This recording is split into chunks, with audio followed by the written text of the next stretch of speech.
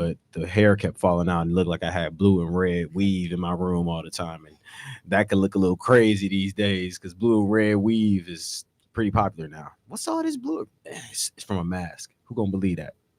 Not too often now. So I got rid of that mask. So I got this one. It's clean, and none of the hair falls off of it because it has none. So I did get to enjoy my weekend a bit. How was yours, Joe? Good weekend. Stayed busy. Enjoyed going up north again, visiting with Amanda. We did the Halloween thing. Oh yeah, went around and looked at some decorations. Had a Halloween party. It was fabulous. Was it any decorations up there where you were like, all right, they took some time? This was an all day thing. Oh yeah. There were some of those. Have you seen those ones that are like 20, 25 foot high? Yeah, I got one in my neighborhood. It's a guy that got a 25-foot ghost that kind of looks like the ghost of Christmas Past. The guy, the skinny with the head, it looks just like him, but he got a white cloth on, and it stands about, like you say, about at least 15 and 20 feet high. Yeah. And at night, you cut the corner when you going back home, you just see this big glowing ghost just sitting like 15 feet high on the left side. But yeah, it's pretty cool. So you got some of those out there? Yeah, we had they had some good places up there. Up at Kohler Andre State Park, the campgrounds, they do a decoration, do a trick or treat there. They decorate the whole campground. So we walked through there, checked that out, spent some time with friends. I'm kind of getting in the Halloween spirit a little bit here. It's the week of. But Brian kind of shocked me though. He's a little bit more in the spirit than I am today. Yeah. I just did it because it's randomly. You gotta have a little fun with it. Somebody gotta bring a mask. No, not today. You wasn't feeling bringing a mask. I'm just trying to figure out why y'all had a good old weekend and I was working all weekend. I didn't even say my weekend was that. Well, I worked Friday late, but that's Saturday. How was that? That was the Friday. That was the event with Miss Rhonda Stovall. Thank you. Congratulations to Rhonda for another successful event, and also thank you again for the invite to Wisconsin Voices and myself. It was nice. She did two panels where she had mainly the youth group. So it was me, Andron, and two younger ladies. A guy named Perion who teaches at North Division. And then Mr. Andre Lee Ellis, who we had on the radio Friday, he was moderating with his personality. Had a nice fall swagged out blazer on. He said he was going to look good, and he cleaned up too. You ain't got that hair. Yeah, nice. Whoever cut him up, you did a great job. So thanks to getting Andre Lee Ellis right for that moderating. But he did pretty good. He asked great questions. Asking us, what do we hear about? What do we hear from the youth as what they need in the community? What are some things that the youth? What are some of the things that the youth are asking for? Are you seeing people, getting activated to vote, or how can you push, people to recognize the severity or the seriousness of the election?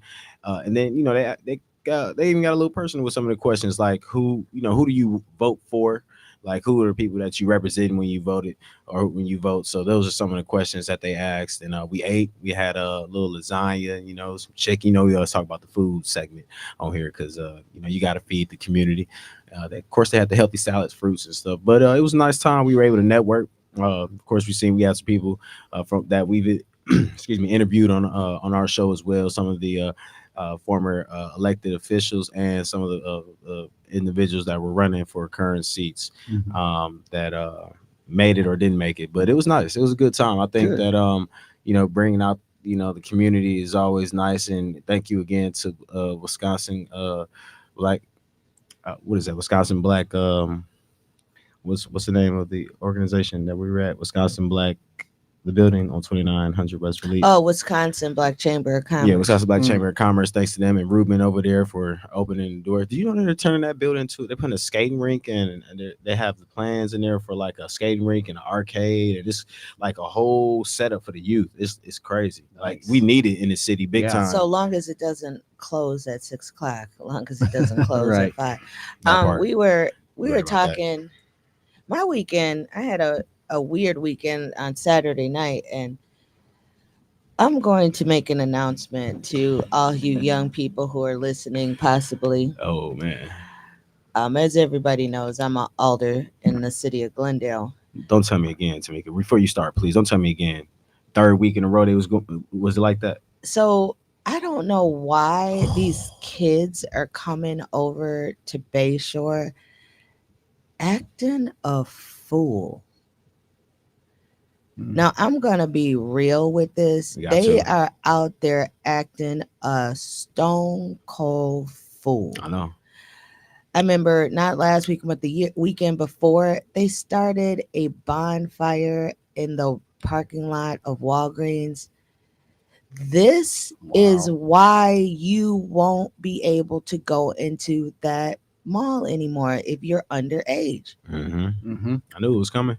It would, and it's so stupid, and having fights in parking lots. It's absolutely ridiculous. I know. Yeah. You're gonna lose another mall that we have been fighting to make sure that we didn't do those curfews or stop Kinda people, like the other spots. Right? Yeah. But no, you guys, you young people, you teenagers, you middle schoolers, you high schoolers are going to lose. And then where do you have to go? You complain. Now, this is the thing. You keep complaining. You have nowhere to go. You don't have anything to do, but y'all act a stone cold fool when y'all get somewhere.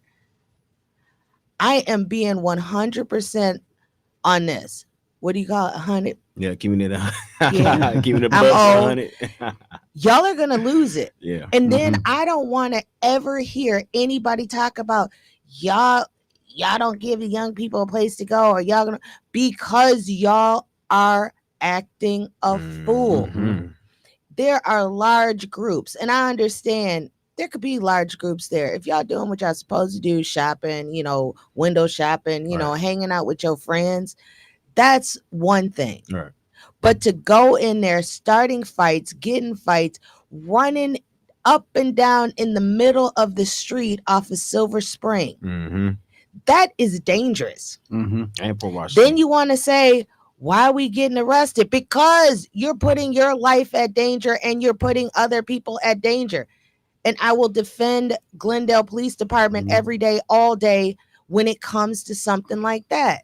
Group of kids running up and down the street on Silver Spring, right by the highway. Knuckleheads. And most of these kids are black kids. I'm going to say it. I am going to say it. We want to do all this stuff. We want to hear about the young people's point of view and their vision. Almost every organization has some kind of component when it comes to, youth. And then you act a stone cold fool. Yeah. I've been up there the last 3 out of the last 5 weeks, and just stopping through. And every time I stop up there, I mean, this last weekend, not even this weekend, but the weekend you talking about the bonfire, which I didn't even hear about. It was so many groups of kids between. I was looking to the left, coming out of Total Wine over there by the Chipotle. What you doing at Total Wine? Never mind. I seen some beef jerky. They had some spicy Chipotle beef jerky. I was like, I want to try that. It's at the front register. If you think I'm lying, it's spicy Chipotle beef jerky at the front. But anyway, I went up there to get the beef jerky, as I'm saying, and it was just groups of kids, like 6 here, and then it was like another group of 6 over here. I mean, all the way to the other side with like no control. I remember talking to somebody at they said security. They said some organizations were supposed to start wanting to come up there and work with them. Well, I've been trying to work with Bayshore, and I'm going to put it on Bayshore. I met with them back in April and asked if we have organizations that would come in. They just need to contract with them to help them, kind of regulate with not security, because security can't, and they don't have de-escalation tactics that these people are trained they on. were struggling, like the Promise Keepers, those different things. They're not gonna, those security guards are not gonna do anything but call Glendale PD. And when I talked to the chief, he's like, and I talked to our new chief, Chief Rhett, and he said, I am trying to do my best just to de-escalate and not do anything. But when they are up there, I think last weekend, there was such a melee, because 2 girls were fighting. They didn't care if they saw the officers there. They kept fighting. and eventually they had to break it up with Mace, I think. Yeah. Jeez. Yeah. And then we want to complain about it. But look, I don't care if 200 kids go up there and have a good time, and long as they are doing what they're supposed to do. Mhm. If you need a place to chill, buy something, hang out, go to the movies. But it's when you start acting a fool, you are going to lose everything. Yep. You have, when I was in my teens, we had dance places we could go to. I remember the Attic West and Bailey's, and we had skating, there was a palace over there. You could go skating, you could do some stuff. There was Johnson's Park, there was but every time we seem to not be able to control ourselves. And I'm talking about even in my generation when we were younger, that we have lost so much. Now, what we have two malls, basically, which is Mayfair and Bayshore. And then, smaller malls around. And I think Southridge, is Southridge still open? Yeah, Southridge still open. All right. There's 3. And then the ones that are closest to where you live is Bayshore and Mayfair. And Mayfair already tried to crack down, and they have been cracking down for years. We tried not to crack down too much because we really want people to have a great shopping experience, but they had to crack down, and now they have a curfew. And I give Glendale and Bayshore some credit because they were not sweating the kids at all. Like prior to this big ramp, just ramp up of all this young youth, I've never seen any real aggressiveness like you would see at how Bayshore or how Mayfair used to. So. And I will get into the last part of this, but what I heard is there's a group chat among one particular school, and they go there just to cause a ruckus. Oh, wow. Now, I may be trying to reach out to the principal of the school, but people, get your kids. Right. No, for real. Now let's talk about get your kids. Oh, yeah. Real, big time. That's my question. Where were the parents? Where are the parents? Get your kids. Hey, it's looking like. Wait. Let me say one more time. Yeah. Get your kids. No, for real. Now, I do understand that people have to work, and I understand sometimes you might have 3, 4, 5 kids, and you working and trying to do the best you can. I get that. But there's also people who drop their kids off and go back home and do whatever they're going to do. I'm still out here kicking it like. Or don't check up on their kids or ask where they're going. I mean, I was a stay-at-home kid. I was a latchkey kid when I was young. My parents both worked blue-collar jobs, and I didn't go out and set fires in parking lots. I mean, we did some dumb stuff, but we didn't go and do those sorts of things. And it was because of the fear of retribution, not from the law, but from my parents. Because if my dad would have got a hold of me, I wouldn't be sitting down for about 2 weeks. We do not.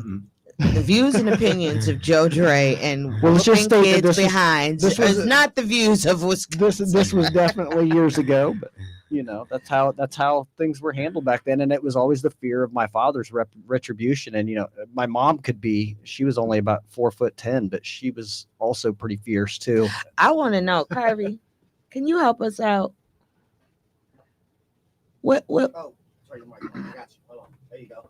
I just want to know what's going on with these kids. How can we help? What's going on? I mean, I know you are, and I want to preface this when I ask him that Kyrie cannot speak for all the kids, but he might have a little mindset of what they thinking. I mean, I could say they probably need a little bit of guidance. Like you said, those Promise Keepers could definitely play a big role in how they act when they're in public areas. They probably don't have no home training how to act in public areas. No one told them how to act when you go to the mall. I really doubt that, though. Some of them, I guess some of them do. But I believe they have a lot of home training. Facts. You know how it is They when you get just- around a bunch of people. But they, Yeah. Once you it's get around- it's the mob it's the mob mentality. Exactly. Yeah. Mhm. Yeah. What he doing? I'm finna run over and kick the garbage can over. We gonna put a hole in the glass and Yeah. run around and chase. And then you want to show off. You remember how all them dudes? And then you got the levels of ones that want to show off for the women too, for the Yeah. young girls. You got the ones that don't care about the girls. There, I'm still gonna be smooth and just be with the group. I'm just gonna run this way when stuff break off. You got the ones that's trying to show off to the girls, and then the girls want to show off to the guys. And Which then one it's was the- you? I was a laid back. I'm gonna run this way when stuff pop off because I don't want to look like I was the aggressive, but I might have kicked it with the ones that was turning up. But I was the real smooth one over there, probably trying to talk to the laid back women, girls in the corner, not the guys over there trying to kick stuff over. I always felt like that if I was in a crowd of 100 people and we were all doing something that we wasn't supposed to be, I would be the one to get picked out and be like, "No, you're getting in trouble." Yeah. Constantly, Hey, like, I was- like, Joe, I know you instigated this whole thing. This was all you. I would Like, ask- no, it really wasn't. I was I just would joining ask in. El Boogie, don't this remind you of the era of like the Greek Fest era, the original when we It's was like, the ones they out had- there they was on running, horses, chasing us motorcycles. around. Remember they I was chasing remember on the that. motorcycles? We had traffic. Yeah. We had Hey, traffic. so if Yeah. y'all talking about that, how could y'all come at us like? We wasn't as But- it wasn't as Wait a minute, I'm destructive. coming. It wasn't destructive. It though. wasn't Yeah. destructive though. Yeah. But here's the other and less part. guns. Right. It was a And couple, here's not the a lot. other part. Wait. And this is the other part. As your mama probably say, don't do as I did, do as I say. Because we actually found out that now the stuff that we did is a consequence to you guys. Mhm. Especially that traffic stuff in You 05, guys 06. may have had more opportunities and more community centers and more places to hang if it wasn't for the people who were in the 80s and 90s. But believe us, even as we rode up and down the street, I remember we rode up and down on, remember everybody had to go on the South 27th Street or South 76th Street. It was one of the two. Everybody, it was a strip, but nobody caused traffic jams. It was just a lot of traffic, but they didn't stop in the middle of the street and jump out and do all. It was just driving up and down, up and down. They actually obeyed the rules of the road. It was just so much traffic. So that's how it kept going further and deeper with each generation. So with the Gen X's, because I remember driving with my auntie with the Gen X's and my mama going down to the lake, and the lake was lit back in the early 90s, and everybody had their little Daytons and stuff. So that y'all had that, and y'all was cool with y'all's. I mean, I remember my uncles being out there too, and they was a little turned up. But then for our group, it came with the traffic. Not only were we driving and trying to keep traffic flowing, but we was actually, and El can contest, he can say this, we was slowing up traffic on Capitol 27th. Then they put in those restrictions where you couldn't even make a U-turn without getting pulled over and almost going to jail. And then this group came back around, like the younger millennials, and then the Gen Zs, Zers. and now they sitting in parking lots all across the city. And then not only that, they got big rifles, and then they dancing and stopping traffic, and then they fighting more. So they took what we was doing in the early 2000s and just amplified it and brought in more guns. Because one of my cousins through Marist got shot in the thigh doing the little traffic stuff up there, and his femur broke his femur up there on at Midtown like 2 years ago.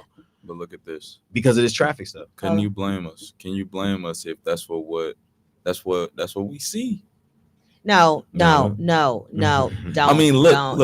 I'm not trying to protect them, but look, this is the point that I'm making. If someone sees something, like y'all saying, can you blame We did us? it, but we didn't have guns. We weren't violent. We didn't show y'all that we need to start a car on fire. We didn't show y'all that we have to jump. Oh, the fire truck stuff this past weekend. Like, what was that? No, don't. That is Facts. not something that we're gonna. You're right. Everybody did it. Even back when I remember my mom, and she's almost close to 80 now. She said that they used to go hang out and oh yeah, we used to get together at such and such, and we used to have a good time. But their good time was a ruckus. But now it would be like, what y'all doing? Y'all just having a bake sale here. It gets. We wouldn't even think their ruckus was a ruckus. Right. Yeah. But it's like every generation. Well, you know what? It's time to stop. Yeah. We can't. We did it. Yes. But now it's time to stop because you're losing. I'm not going to lose because I'm going to be in my house sitting there chilling. I think I might have. I won't have any place. I don't need any place to go because I can go to the bar. I can get in my car and drive wherever I want to go wherever I need. But it's you guys who don't have cars, who don't have, places that you can go and hang out. Yeah, because Your options are very limited. At me with 50 something, I can go to Chicago right now and go hang out if I wanted to. Yeah. Can you really jump in and go to Chicago on a whim, get you a hotel, kick it? Yeah. And will you be able to, by the time all the destruction you cause, if you out here doing reckless things, will you be able to get a hotel and drive to Chicago if you paying $20,000 worth of fines and tickets because you was out here, doing crazy things or turning up all across the city when you was younger than cause? So Kirby, we ain't gonna get it all on you, but we asked you to speak for, and you weren't speaking like what you did. You were kind of trying to give us an idea of what. See, I was gonna say I agree with your point when you brought in the Promise Keepers. I just said that we just need a little guidance, because if y'all can teach us, we can teach the next. And that's where it has to be, but they have to have some right from wrong. Facts. I mean, seriously. Facts. No matter what it is, when it's going overboard. Facts. Like y'all know, somebody got to be the bigger person, right? Yeah. Where are the leaders? Yeah. It's like, why don't we have leaders, Yeah. young people leaders that's gonna say, you know what, knock this off. That's not a good idea. We have leaders that are going to escalate the situation. And instigate it. I was even looking at Brady Street, even just the lack of intelligence around authority. Even if you're not trying to deal with the police, this girl on Brady Street got snatched out of a moving car by the police because she was trying to pull off, and she would have, if that cop would have fell back, he would have fell back into the car, but she gonna get a felony off of it.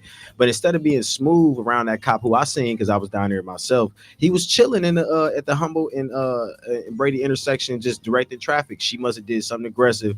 He pulled back. She tried to pull off, and he snatched her out the moving car, and the moving car hit the northeast corner, pretty much corner. But it's like the emotional intelligence. It's just the intelligence of being around officers and doing it right. It's like a lot of that has went away too, because even like the lady was just saying, it just seemed like the youngins just don't care about authority at all anymore.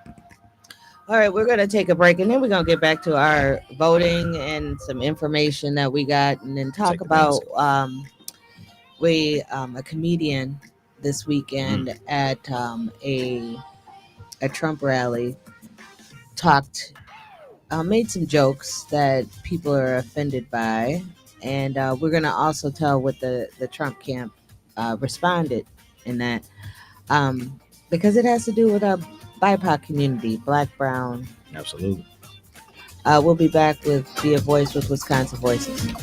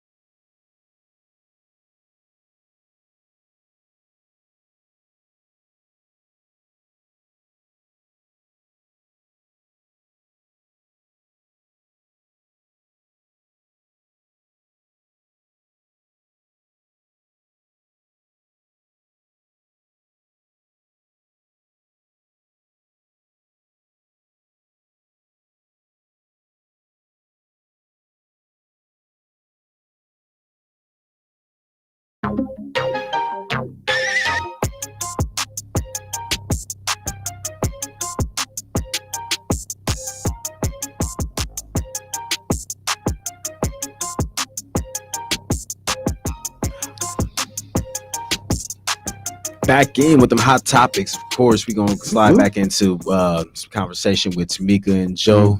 I think they're about to hit some. What are we going into next, y'all? Which I have. You want me to kick this off, or you Go, want go ahead. All right. So I don't know if folks really saw that the Trump rally last night at Madison Square Garden. And before he says this, we are bringing this up not to bash any candidate. Absolutely. You can vote for whoever you want to vote for. But these are issues.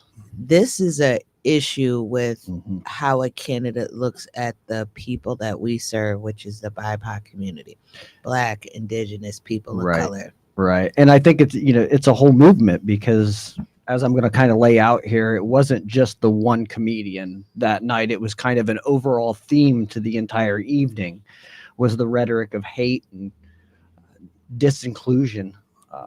So the comedian named Tony Hinchcliffe, and the one joke that was getting the most attention this morning is he said, "I do not know if you guys know this, but there's literally a floating island of garbage in the middle of the ocean right now. I think it's called Puerto Rico."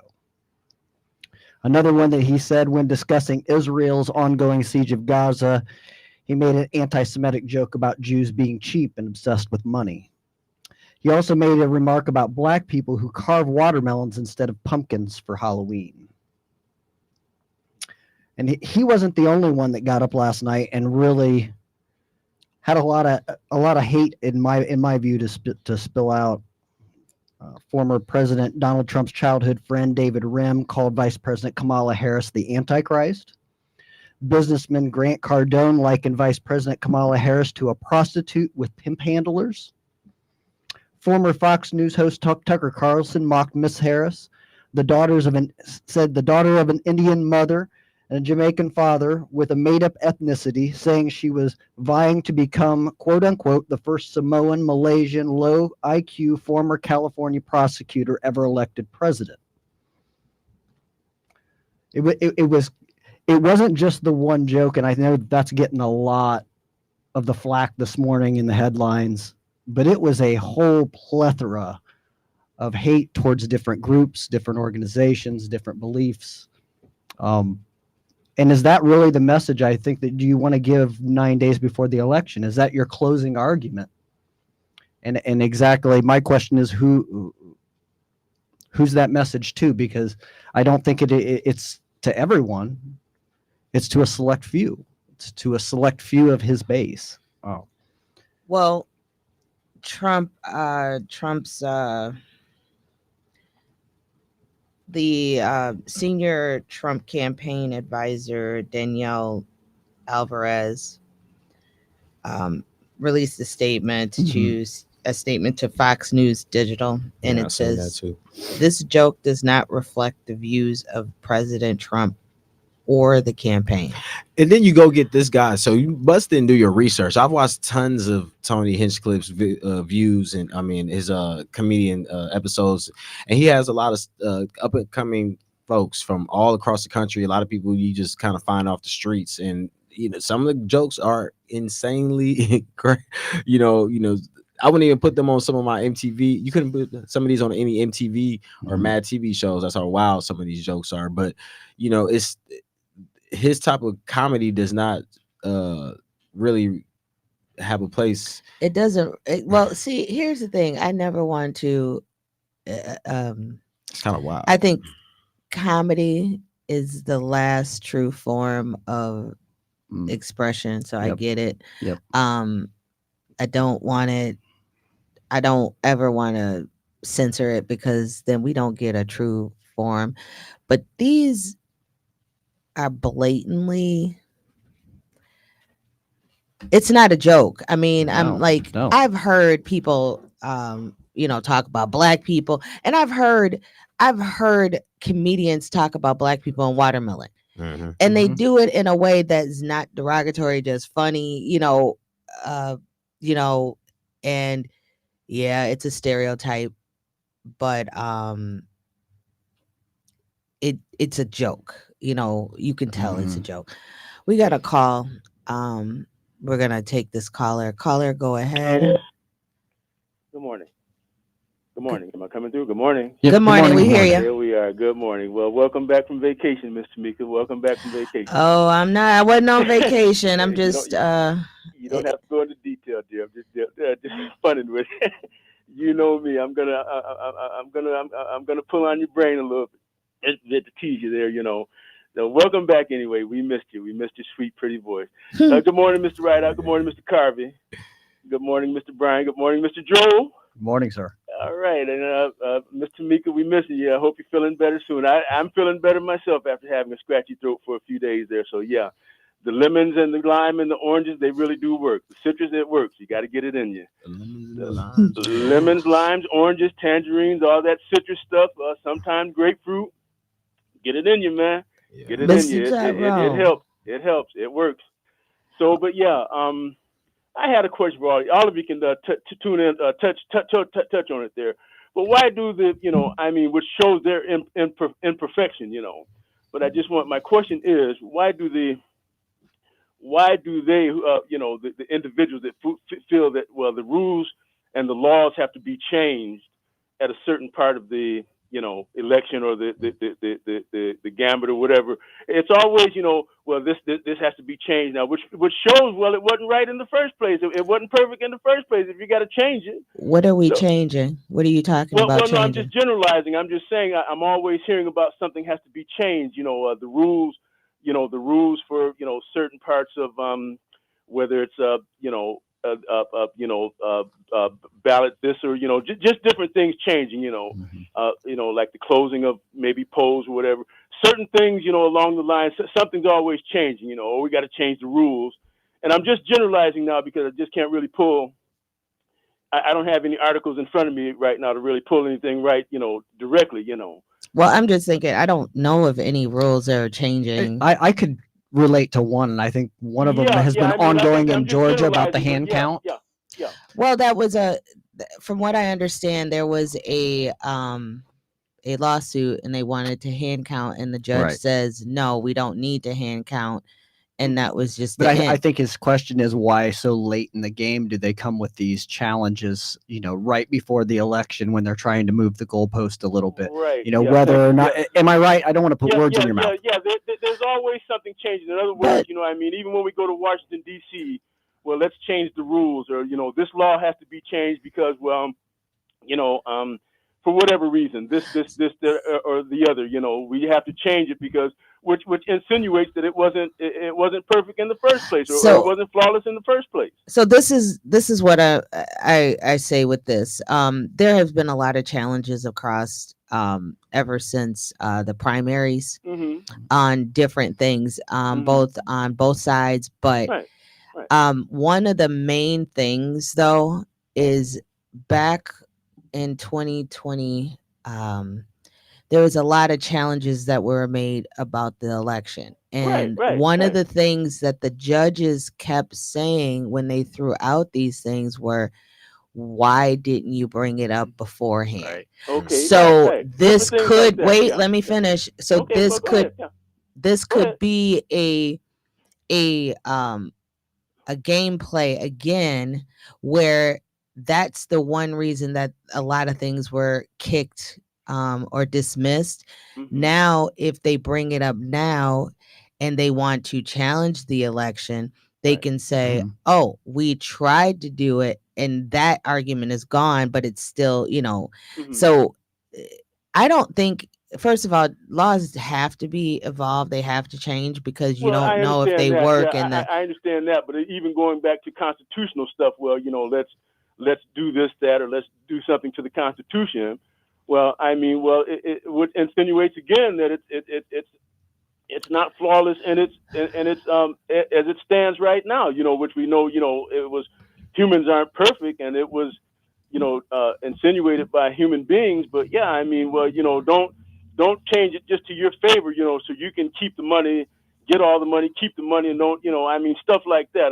Don't. But that is exactly what's happening in regards to the referendum that is going on now and trying to change the state of Wisconsin's constitution. Yeah, absolutely. Well, take that one for example. But but I'll hang up and listen. But I was just saying I didn't have a whole bunch of stuff in front of me. But just off the top of my mind now, I was just thinking, well, somebody's always talking about changing the rules, changing the law to benefit them, but it furtherly pushes us down. But leave it as it is then and stop messing with it. Some So, like all right then. Thank you. Thank you're you very welcome. much. Thank you. Some things had to be changed. That's why we have amendments. That's Right. why we have the 14th, We're always striving 15th, for a 16th, 17th amendments, because we find that we had to address some bigger issues. Striving for a more perfect union. Right. But changing a word, it means a lot, but it means a lot. It doesn't. Right. Tamika, you talked a lot there about, kind of laying the groundwork and how some of these challenges lay the groundwork for them to contest the election later on. I came across a stat earlier today that NBC analysis found that at the last 20 Trump rallies, Trump mentioned Democrats' likelihood of cheating in the November election 14 out of 20 of those campaign stops. And we're trying to, and the focus of Wisconsin Voices is to protect democracy, build community, and teach advocacy. I don't care who it is. If it was Kamala, if it was Trump, if it was, Jill Stein, if they are trying to take our democracy and throw it up in the air, we would fight tooth and nail on issues that matter. It is so. As we talk about, I'm gonna kind of switch out, because one of the things we talk about is in regards to the polling that we have seen, and some of the issues that have been brought out, especially when it comes to the Black community. The top 5 issues voters have told us are driving them to the polls. First, the economy. And you can decide which economy you would like to be a part of, Kamala Harris or Donald Trump. But, the economy is, how do you pay your rent or mortgage, groceries? What is going to help me be able to do these things? How do I send my kid to school? How do I, be able to survive? And those are the economies that you have to look at. You have to say, which one is going to directly help me? The second thing is Project 2025. This is a conservative roadmap that they seek to put in place. And I want to talk a little bit about that. NAACP puts out, and this is the C3 side of NAACP, puts out a piece that is its fight against Project 2025. NAACP Milwaukee is a partner of ours. And it in their first statements, it said Project 2025 is a policy proposal that seeks to undermine our progress, dismantle democracy, and take us back to a time when we do not have the right to vote or a voice. The overarching goal of this project is to gut the administrative state from within, and is excellent and incredibly harmful for the Black community. The things that there's and it has 4 sections. It's the policy agenda, it has the personnel database, it has the presidential administrative academy, and then it has a 180-day playbook. And I'm actually going to read right from it so you'll know what these 4 sections are. The policy agenda provides detailed conservative policies, recommendations for every major issue, aiming to guide the next administration in reshaping federal policy in a direction hostile to the interest of equity, equality, and Black progress. The personnel database builds a network of far-right extremists to positions within the next conservative administration, ensuring that their operations are in place to ensure harmful government policies. And this is for the Black and Brown community. Presidential Administration Academy. Train future politician appointees, equip them with the skills needed to weaponize government roles against the American people. And then the last one is 180-day playbook, outlining actions to be taken in the first 180 days for the new administration to ensure swift policy implementation and government restructuring. As soon as he get in office, he getting right to business. Yeah, he's getting right to business. Project 2025 threatens civil rights gains with plans to dismantle affirmative action, weaken anti-discrimination laws, and reduce the enforcement power of the Equal Employment Opportunities Commission, was the EEOC. Threatens to reverse gains more in employment equity and quality, equitable and equal opportunities. When it comes to healthcare, Project 2025 proposes to repeal Affordable Health Care Act, which is, for some of you, Obamacare, reduces Medicaid funding, and eliminates programs aimed at addressing health disparities, which would lead to reductions of access to healthcare and services, worsening health outcomes for Black Americans. When it comes to education, Project 2025 seeks to defund public education in favor of private and charter schools, eliminating diversity and inclusion programs, and rolling back protections for students of color, undermining educational opportunities, and exacerbating racial disparities in the academic achievements. Project 2025 includes measuring to increase policing and incarceration, reduces funding for community-based alternatives, and eliminates initiatives aimed to address systematic racism in the justice system, which would lead to higher incarceration rates and further entrenching racial inequities. The last part of this is the environmental impact of Project 2025 would include that the rollbacks of key environmental protection reductions of enforcement of environmental regulations, and prioritize industries and also corporate interest over the community health. This is the stuff that really we need to think about.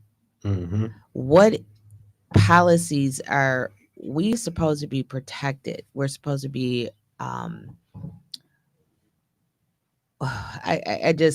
it frustrates me that all the work our ancestors did and the people, my older generation that is still alive and breathing, can be rolled back in just a drop of a hat. And it took us years, hundreds of years to get some of this. Lost, so many marches, so many random encounters with officials, people coming up missing all across this country and going down south from up north, dying. People up north coming down south to fight with and do the civil rights, and all these folks, people I know personally, family members I know, people I know that's connected to family members I know. You got white people that was out there in the 50s and in the 60s that I know I met through my grandparents or my granddad, George Sanders, who were out there marching with us, just like they was, in the same color as us. All these folks from all across the country and the world that fought with us, and they trying to roll it back. Roll it back as long as it took to get it, and they can roll it back in a day. I had something I wanted to share, just kind of to touch home a little bit more with the Project 2025 stuff. So it was just some more specifics that are more Wisconsin related. Some things that if Project 2025 was to be enacted. A typical family of four would see a 3,100 per year increase in annual energy costs, or tax increase, excuse me, and then an annual energy cost of $400 per year over the next 10 years, or limits and caps proposed. And this is for a lot of people who are on Medicaid who listening. Limits and caps proposed on Medicaid benefits could cause 595,300 Medicaid enrollees to lose coverage, and will lose the cost of prescription drugs for up to 298,750 people. Even for my grandparents, uncles, and aunties that are listening across the city, just make sure that your nieces, your nephews, your kids who are struggling to get to the polls, if they care about you a lot, they should care about you being able to get your prescription drugs or being able to have the Medicaid benefits that you need. So it's not even about, they should be thinking about them. And if you need to talk to them and think about, look, this will could happen to your mama, your grandmama, or your auntie, your uncle, your granddad, whoever, your father, break it down to them as simple as that, to tell them the importance of going to the polls and voting for whoever fits and in lines with their beliefs, but also that's going to be looking out for y'all as well, because this stuff is not affecting just the younger generations. Obviously, it's going to be affecting the generations that went through and seen all this stuff in the 60s and the 70s who are receiving these benefits. The last thing is that we were all, or a lot of us, I should say, were out there marching during George Floyd marches all across the country. We were outraged at what happened to George Floyd. We were outraged at what happened to Breonna Taylor. We were outraged what happened to Dontre Hamilton. All these things, all these people, and here they're talking about 100% immunity to police officers. Yeah. Do you think that they're going to care what Black and brown people think? Indigenous people, they're having their own issues up north. The Native Americans around here, they are having their own issues with the police. We need to pay attention to some of these. We'll be right back with Be a Voice with Wisconsin Voices.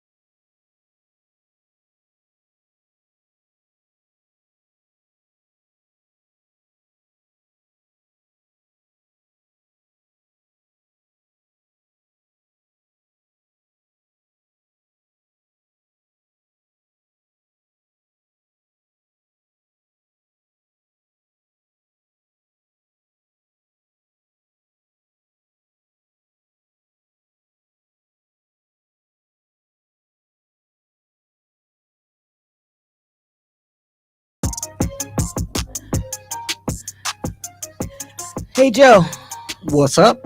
how did early voting go this weekend? Early voting this weekend was This week. this week was great. I mean, this week early voting, we have just blown it away in the city of Milwaukee County.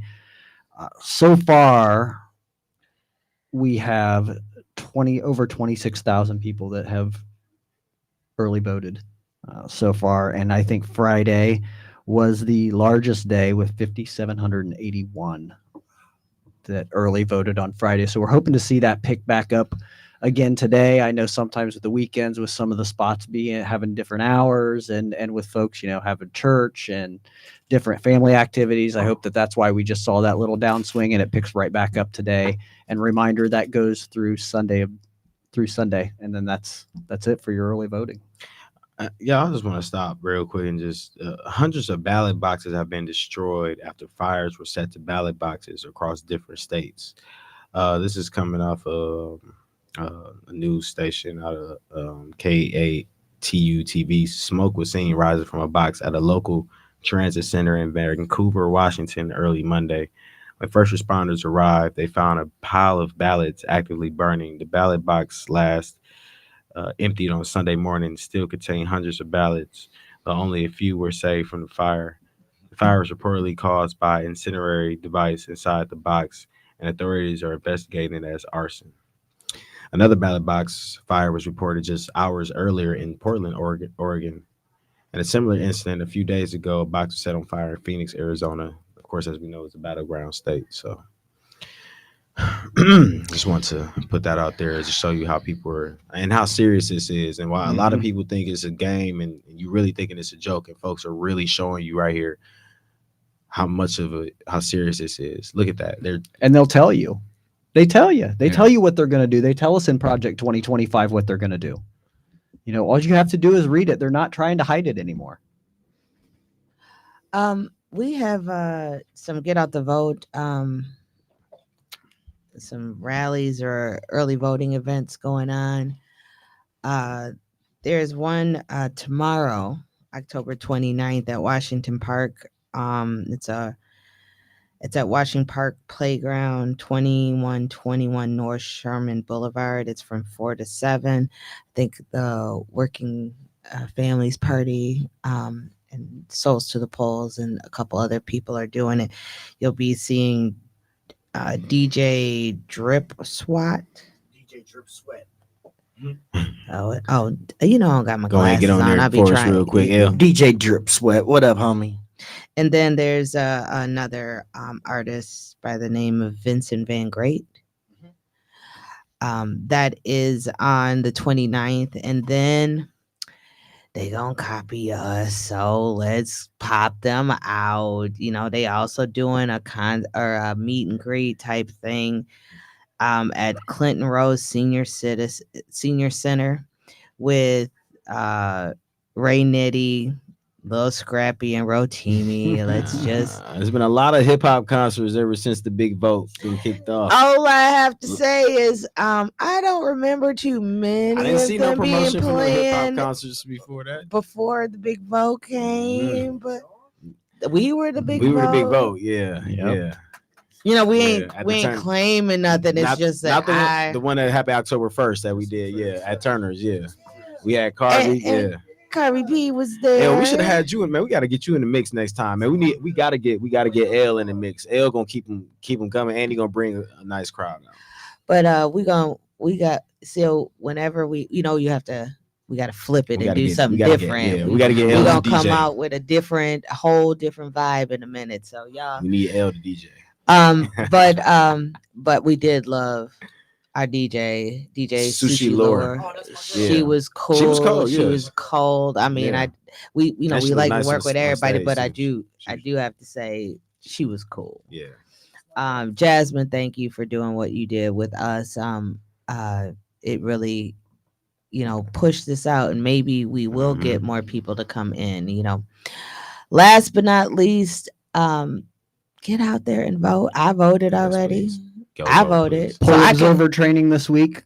Thursday Yes. at 6 p.m. If you want to sign up, the link is on our Facebook or on our webpage. Please go there and Can you say that again? What it is? Real It is quickly? poll observer training. If you would like to be a poll watcher this year and want to have a little bit of training, know what's going on, what you need to do, your roles and responsibilities, we'll have that training this Thursday at 6 p.m. via Zoom. The sign up is on our website and on our Facebook page. And remember, via Zoom. Via Zoom. Not in Last person. time we thought we had the training last week, and it was like 6 or 7 people showed up at the office. Like, oh, we thought it was in person. Thank you. This is Be a Voice with Wisconsin Voices. Please amplify your voice and vote. Vote. See you tomorrow.